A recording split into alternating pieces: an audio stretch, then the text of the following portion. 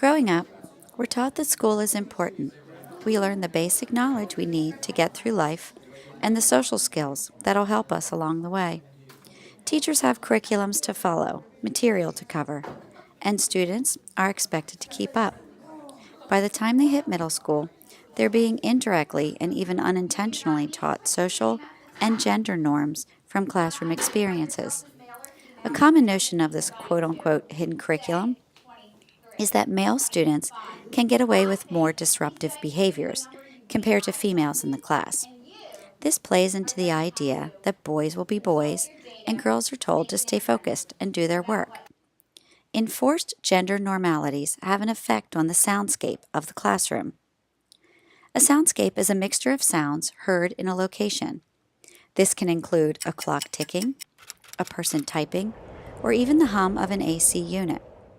As a gender and sexualities college student, I wanted to see if I perceived the gender soundscape of an 8th grade classroom the same way the students did. Over the course of 4 class periods, I collected 109 anonymous surveys in a local middle school class in an attempt to learn more about sounds in a classroom. Although I received a decent amount of answers, some of them disregarded the question and intentionally responded in a not-so-serious manner. This made their reactions hard to gauge. Once I collected the data, it became clear that sounds were coming from all around the classroom that students didn't pick up on.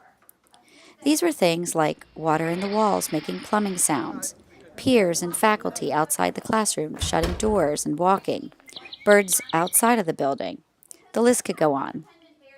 Sounds the students referenced in their surveys that distracted them during the class time was the clicking of a pen, discussions that were had amongst peers, and tapping of the feet. These disruptions in class are made by people all along the gender spectrum and are not specific necessarily to a certain gender.